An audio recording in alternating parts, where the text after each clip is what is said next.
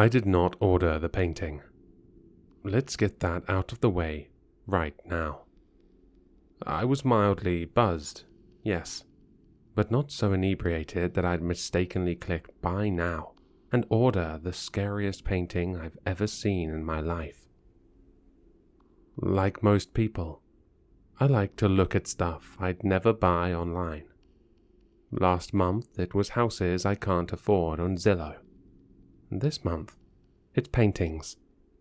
If I really like one, I might save it to make it my desktop theme. That's the extent of my commitment to supporting art. See, I'm too poor to afford to deck my walls in original artwork, even if I wanted to order a painting, which I didn't. Especially not this painting.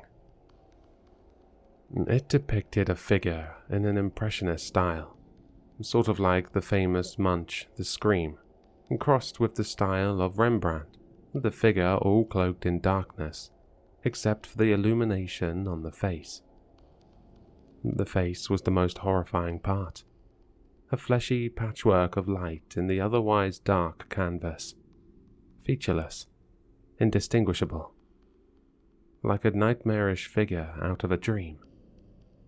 I remember staring at my phone for several long minutes, zooming in on that figure, wondering what it was about the not quite humanness of it that made it so creepy. Even through the phone screen, even with no eyes, I could swear I could feel it watching me. I took a screenshot and sent it to some friends asking if it wasn't the creepiest thing they'd ever seen in their lives.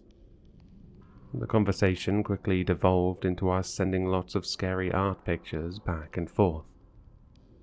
Like classic paintings of spooky children, disproportionate babies, a little Bosch, and so on.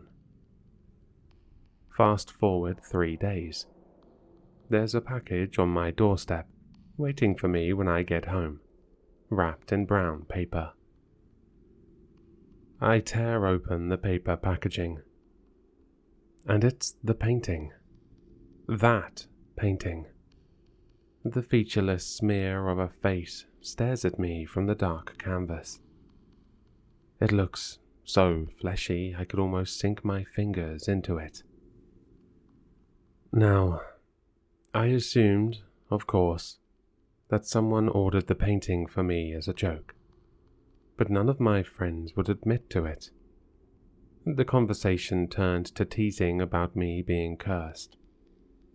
To me, this was just further evidence that one or all of them were playing what they thought was the world's most hilarious joke. And honestly, I thought it was kind of funny too, so I went along. I hung the cursed painting in my living room, and that was that. It should have gone down in the book of my life as a mildly amusing footnote. Something to tell guests about whenever they came into my home and asked what the hell was that creepy painting on the wall. But a week after it arrived, I was sitting at my desk working when I swear I heard a quiet rustle. And you know how you can feel it when someone in your periphery is staring? The sensation was so strong, I turned around, and I almost screamed. The painting had eyes, and they were watching me. And I swear to God, swear to you on everything holy, it blinked. Maybe the blink was just my imagination, but it definitely had newly painted eyes there in its fleshy, impressionistic blotch of a face. Sneers of darkness with just a tiny hint of light reflecting from them. Of course, I snapped a photo and sent it to my friends. And of course, they all assumed I'd painted on the eyes myself. Even I had to admit, when I got up close, It was clear the new paint had been applied on top of the original. I sent another text to the group. "All right, which of you jokers has been in my house?" Denials all around.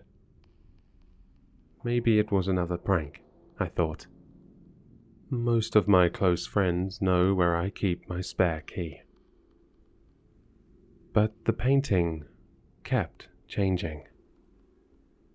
The changes were so subtle, I honestly didn't notice at first. Even when I did, I assumed it was whoever had pranked me by buying the painting, that they were adding brushstrokes whenever we had get-togethers. It almost became normal, the way I'd see new additions, just a little at a time. We often joked about it, everyone wondering who the mystery artist was who kept adding details. My friends would later tell me they all honestly thought it was me. But what really started to creep me out was when the changes to the painting made it look like me. One day, I woke up and walked out to a creepy impressionistic portrait of myself and decided enough was enough. I took the painting off the wall, dragged it downstairs to the dumpster, and tossed it in. Good riddance. But when I came home from work, it was back on its place, on the wall. I was beginning to question my sanity. I tossed it out again, but the next morning when I woke up, it was back on the wall. And its lip was curled, like it was smiling. I had to go to work, and since I didn't want to run down to the dumpster again, I just turned it around so it was facing the wall. At least that way it couldn't watch me. When I came home from work, I considered trying to throw it away one more time, or burning it. But I was exhausted after a long day, and since it was still facing the wall, its eyes no longer followed me. I left it there and had dinner and spent the evening scrolling through images of exotic plants, my newest fixation. Decided I would deal with the creepy cursed thing in the morning. I did notice, though, as I was getting ready for bed, that it was crooked. I straightened it on the wall and went to bed. In the middle of the night, I was woken by a loud crash. When I rushed out to see what had caused it, I found that the painting had fallen from the wall. Its frame was cracked. Frowning, I nudged it with my toe, flipped it over. The canvas on the other side was torn and empty. Completely empty. There was no figure in the painting. And suddenly, I had that feeling again, so strong. The feeling of eyes. I backed to the corner of the living room, scanning all corners of my apartment. The sofa, the table, the kitchen area across the open bar, the windows. Where were the eyes watching me from? Where? I was still standing there with my heart hammering like I was about to go into cardiac arrest, looking in disbelief at the broken painting and wondering what was going on when I heard the patter of footsteps and a click. My bedroom door had just closed. Immediately, I called the police to report an intruder. But while I was on the phone with the dispatcher, trying not to sound insane while I described the painting and the figure that was missing from it, suddenly it struck me that this might be one more part of the prank. that one of my friends, the one who might have been making alterations to the painting, could have snuck in to make some final adjustments. And maybe, after they accidentally knocked the painting off the wall and caused the crash, they ran into my room to hide from me. Not entirely plausible, but then neither were the fears I was babbling to this 911 operator. She assured me they'd send someone out. I think she assumed I was high as a kite, but also that it was better to be safe than sorry. Or maybe she just thought I needed a wellness check. I'd have thought so too, after being on that call with me. While waiting for their arrival, in case it was a prank, I stilled myself and went to the bedroom door. Then, just to be on the safe side, I grabbed a kitchen knife. A knife I swore I wouldn't use unless I knew for sure it wasn't one of my friends. And then I went back to the bedroom door, shoved it open, and brandished the knife while yelling. Standing next to my bed was my reflection. No, not my reflection, but that's what it looked like. It was me. But the hair was messier, like the brushstrokes weren't quite finished, and the clothes were not quite right. Almost a strange mix of everything I wore, all put together. Like the painter couldn't decide on which outfit, so went with them all. But the smile was sharp enough, as were the eyes, and the not me looked at me and raised its hand. In that hand, it held a painted version of my knife. Shit, I gasped. Shit. Its lips imitated. I don't know which of us lunged first. Probably the painted me. Real me was just standing there in shock. Next thing I knew, I felt the thunk of an impact on my stomach. And then, I don't even know how to describe. The painted knife handle was sticking out of me, and where the blade had entered the skin, paint flecked away instead of blood.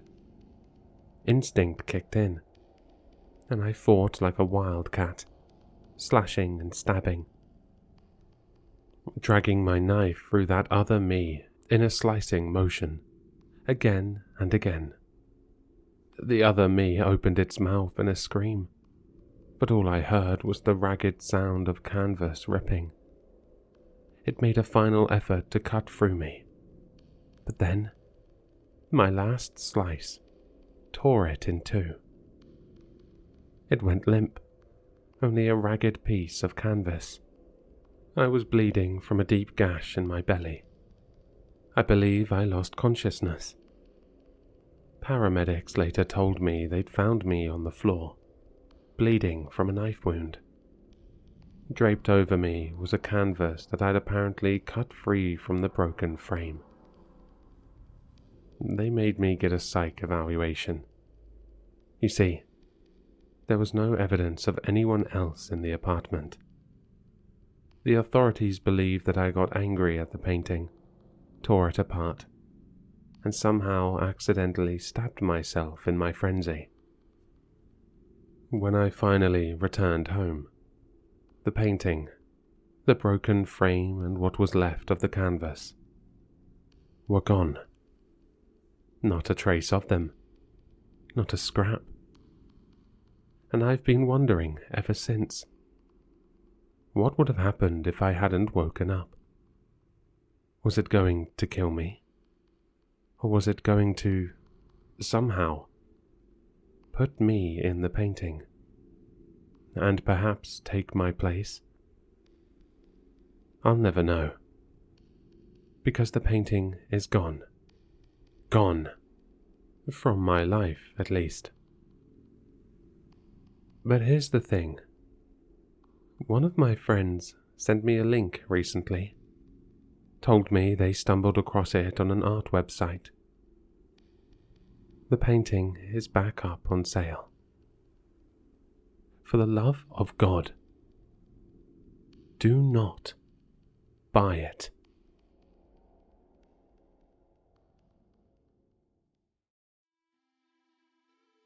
I hope you enjoyed the story.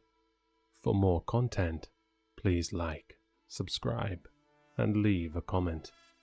Your support keeps the shadows dark. If you want more Sinister, links to my social media and Spotify can be found in the description, unless you're already there. Don't forget to sign up to the Patreon, where you can see all the content a day earlier, and an exclusive video every month once we hit 20 patrons. Until next time, keep your lights low, eyes open, and your doors locked.